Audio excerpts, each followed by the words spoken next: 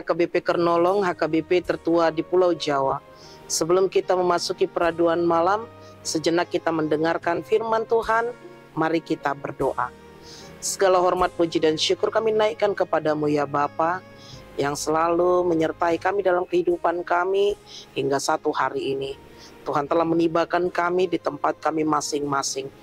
Di malam ini, sebelum kami merebahkan tubuh kami dalam peristirahatan kami, sejenak kami mau mendengarkan firman-Mu. Bukalah hati dan pikiran kami, agar kami mengerti apa yang ingin Tuhan sampaikan dalam hidup kami, untuk kami perbuat di muka bumi ini. Terima kasih Bapa, hanya di dalam nama anak-Mu, Yesus Kristus kami berdoa dan mengucap syukur. Amin. Firman Tuhan yang menjadi renungan dalam ibadah kita di malam ini, sesuai dengan bacaan malam Almanak HKBP 2024, Rabu 31 Juli 2024, dari kitab Ezekiel pasalnya yang ke-18, dimulai dari ayatnya yang ke-10 hingga ayatnya yang ke-13, dan yang menjadi pembimbing renungan ayat 13. Demikian firman Tuhan. Orang yang demikian tidak akan hidup. Segala kekejian ini dilakukannya, ia harus mati, darahnya tertimpa kepadanya sendiri. Bertanggung jawab atas perbuatannya sendiri. Bapak Ibu, saudara-saudari yang dikasihi Tuhan Yesus Kristus, Yeskiel memulai pasal ini dengan sebuah teguran daripada Tuhan tentang sebuah kutipan Nabi Yeremia yang berkata bahwa dosa nenek moyang mereka bukanlah dosa mereka sendiri yang membuat mereka menderita sekarang dalam pembuangan. Allah ingin meluruskan kesalahpahaman yang terlanjur ada di dalam umat saat itu. Bangsa Israel merasa bahwa perbuatan nenek moyang mereka berakibat kepada mereka jatuh dalam dosa. Kebenaran yang ingin Allah sampaikan adalah bahwa setiap orang bertanggung jawab atas dosanya sendiri. Allah menganggap tiap orang bertanggung jawab atas setiap perbuatan dan membalaskan setimpal dengan perbuatannya.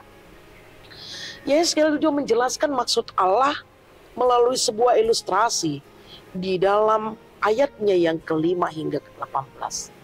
Yaitu beberapa generasi. Keturunan yang pertama adalah seorang yang hidup dalam kebenaran, yang bertekun di dalam keadilan dan kebenaran. Dan keturunan kedua berkelakuan jahat. Lalu keturunan yang ketiga menolak kejahatan bapaknya.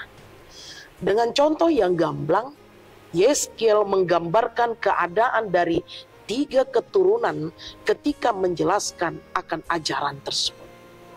Keturunan pertama adalah seorang yang benar, yang bertekun di dalam keadilan dan kebenaran. Dan keturunan yang kedua menjadi nas kita di malam hari ini adalah mereka yang berkelakuan jahat. Dan keturunan ketiga mereka yang menolak kejahatan bapaknya.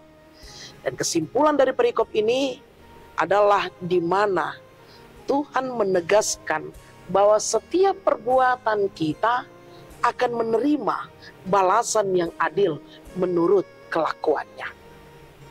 Bapak Ibu, saudara-saudari yang dikasihi Tuhan Yesus Kristus, mungkin kita juga pernah berpikir demikian, bahwa apa yang terjadi dalam kehidupan kita saat ini itu adalah akibat daripada nenek moyang kita yang hidup tidak benar dalam Kristus.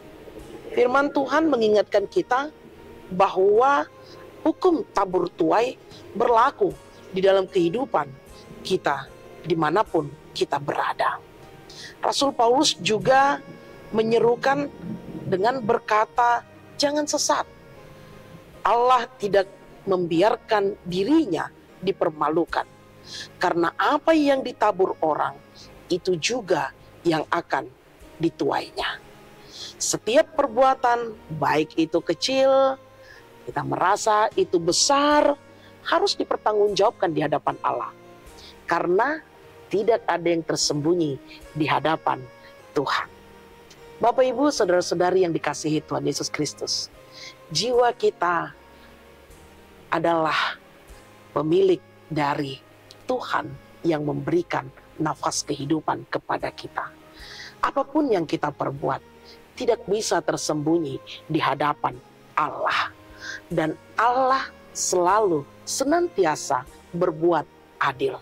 Karena itu jangan pernah berpikir bahwa orang itu berbuat demikian tetapi hidupnya demikian. Bahwa orang itu tidak pernah melakukannya maka dia selalu berbahagia. Tidak. Dan ingat bahwa penghakiman bukan bagian daripada kita. Itu bagian daripada Allah. Karena itu apa yang menjadi tugas dan tanggung jawab kita? Berbuatlah seturut dengan kehendak Tuhan. Jikalau kita melanggar perintahnya, datanglah ke hadapannya dan memohon ampun kepada Dia. Karena Tuhan memberikan kesempatan kepada kita untuk selalu memperoleh keselamatan di dalam pertobatan kita yang sungguh-sungguh. Karena itu, Bapak Ibu, saudara-saudari yang dikasihi Tuhan Yesus Kristus, jikalau kita ingin menerima keselamatan, lakukanlah yang seturut dengan kehendak Tuhan. Dan sebaliknya, jikalau kita tidak ingin memperoleh keselamatan, maka kita akan terbuai dengan manisnya dan nikmatnya dosa yang selalu membawa kita kepada kenaifan, nafsu, keinginan, ambisi yang membuat kita jatuh dan terlena yang berakhir dengan hukuman. Berbuatlah baik, saling mengasihi, mengampuni, berkorban untuk dan seturut dengan kehendak Tuhan. Amin. Terima kasih Bapa atas firman yang telah kami dengar. Biarlah kiranya firman ini menguatkan kami untuk kami berbuat seturut dengan kehendak Tuhan, sehingga kami memperoleh keselamatan yang daripada Tuhan. Karena itu Bapa, berikan kesempatan kepada kami melalui perkataan perbuatan hidup kami untuk melakukan yang sesuai dengan kehendak-Mu. Kasihani kami, ampuni dosa kami. Kami juga mau beristirahat Tuhan, merebahkan tubuh kami yang lelah ini. Di tengah kesibukan kami, pikiran kami, kegiatan kami, biarlah Tuhan yang menyertai dan membimbing kami. Ampuni dosa kami.